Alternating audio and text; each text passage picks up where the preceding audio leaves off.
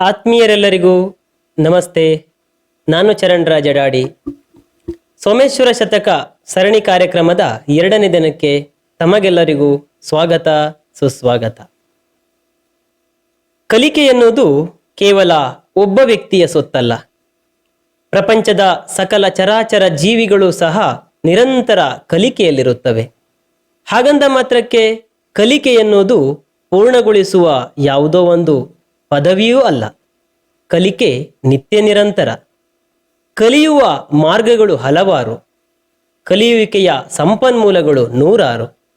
ಹೀಗಿರುವಾಗ ಕಲಿಕೆ ಅನ್ನುವಂತಹದ್ದು ಅದೆಷ್ಟು ಪ್ರಮುಖವಾದದ್ದು, ಕಲಿಯುವುದನ್ನು ಯಾವ ಯಾವ ಮಾರ್ಗದ ಮೂಲಕ ಕಲಿಯಬಹುದು ಎನ್ನುವುದರ ಮಹತ್ವವನ್ನು ಸಾರುವ ಅತ್ಯಂತ ಜನಪ್ರಿಯವಾದ ಶತಕ ಇದೀಗ ಕೆಲವಂ ಬಲ್ಲವರಿಂದ ಕಲ್ತು.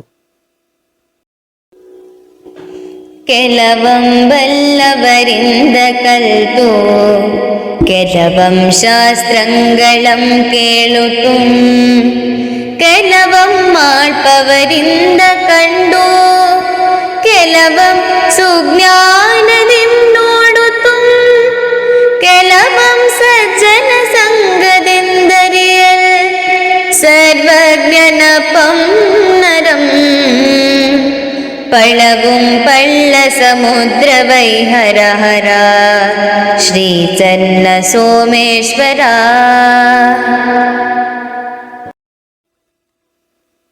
ಕೆಲವಂ ಬಲ್ಲವರಿಂದ ಕಲ್ತು ಕೆಲವಂ ಶಾಸ್ತ್ರಂಗಳಂ ಕೇಳುತ್ತಂ. ನಾವು ಎಲ್ಲವನ್ನ ಒಂದೇ ಮಾರ್ಗದಲ್ಲಿ ಕಲಿಯಲು ಸಾಧ್ಯವಿಲ್ಲ. ಹಾಗೆ ಅನೇಕ ಕಲಿಕೆಯನ್ನ ವಿವಿಧ ಮೂಲಗಳಿಂದ ಕಲಿಯುವಂಥದ್ದು ನಮ್ಮ ಹಿರಿಯರು ಹಾಕಿಕೊಟ್ಟಂತಹ ಮಾರ್ಗ. ಹೇಗೆಲ್ಲ ಕಲಿಬಹುದು? ಕೆಲವನ್ನು ಬಲ್ಲವರಿಂದ, ಯಾರಿಗೆ ಈಗಾಗಲೇ ತಿಳಿದಿದೆಯೋ ಬಲ್ಲವರು, ಆ ಬಲ್ಲವರಿಂದ ನಾವು ಕೇಳಿ ತಿಳಿಯಬಹುದು. ಕೆಲವಂ ಶಾಸ್ತ್ರಂಗಳಂ ಕೇಳುತ್ತಂ. ಧರ್ಮಶಾಸ್ತ್ರ ಅಂತ ಒಂದಿದೆ. ಯಾವುದು ಸರಿ ಯಾವುದು ತಪ್ಪು ಎನ್ನುವುದನ್ನು ಸವಿಸ್ತಾರವಾಗಿ ಹಿರಿಯರು ಹಾಕಿದಂತಹ ಒಂದಿಷ್ಟು ನಿಯಮಗಳು. ಶಾಸ್ತ್ರ ಅನ್ನುವಂಥದ್ದು ನಿಯಮದ ರೂಪದಲ್ಲಿ ಕಾಣುತ್ತೆ. ಹಾಗೆ ಅಂತಹ ಧರ್ಮಶಾಸ್ತ್ರಗಳಿಂದ ಕೇಳುತ್ತಂ. ಕೆಲವಂ ಮಾಳ್ಪವರಿಂದ ಕಲ್ತು. ಕೆಲವೊಂದನ್ನ ಯಾರು ಆಚರಿಸ್ತಾರೆ ಜೀವನದಲ್ಲಿ, ಎಲ್ಲವನ್ನೂ ಕೂಡ ಹೇಳುವುದೇನೋ ಬಹಳ ಸುಲಭ. ಯಾರು ನಿತ್ಯ ಜೀವನದಲ್ಲಿ ಅದನ್ನು ಆಚರಿಸ್ತಾರೋ ಅಂತಹ ವ್ಯಕ್ತಿಗಳಿಂದ ನಾವು ಅದನ್ನ ನೋಡಿ ಕಲಿಯುವಂತಹದ್ದು. ಮಾಳ್ಪವರಿಂದ ಕಂಡು. ಕೆಲವಂ ಸುಜ್ಞಾನದಿಂ ನೋಡುತ್ತಂ. ನೋಡುವ ದೃಷ್ಟಿ ಅದ್ಭುತವಾಗಿರ್ಬೇಕು, ಹಾಗೆ ಅದು ಉತ್ತಮವಾಗಿರ್ಬೇಕು. ಉತ್ತಮ ದೃಷ್ಟಿಯಿಂದ ನೋಡಿದ್ರೆ ಜಗತ್ತೇ ಸುಂದರವಾಗಿ ಕಾಣುತ್ತಂತೆ.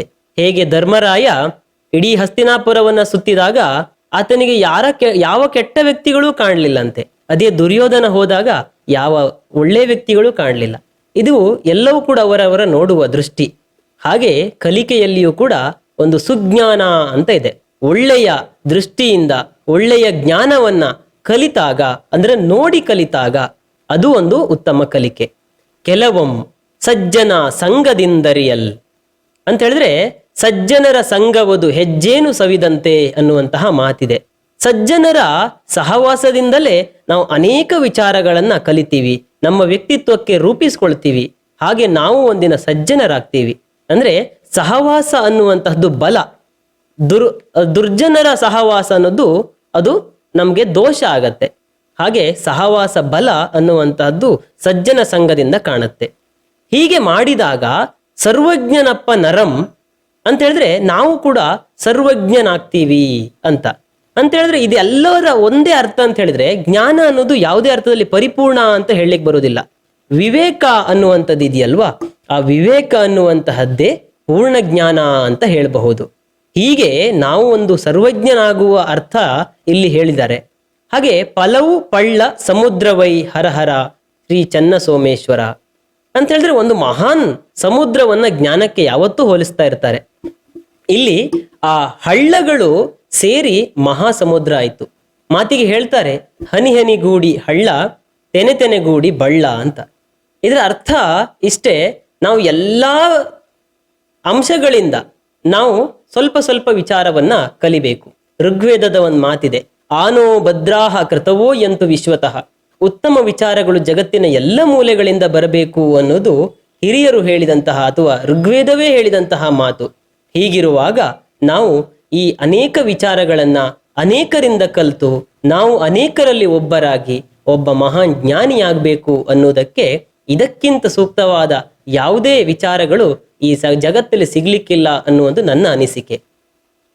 ಹಾಗೆ ಈ ಮುಂದಿನ ಸರಣಿಯನ್ನ ನಾವೆಲ್ಲರೂ ಕೂಡ ಕಾಯೋಣ, ಜೊತೆಗೆ ಈ ಒಂದು ವಿಚಾರವನ್ನ ನಮ್ಮ ಗೆಳೆಯರ ಜೊತೆಗೆ ಹಂಚಿಕೊಳ್ಳೋಣ. ಧನ್ಯವಾದ.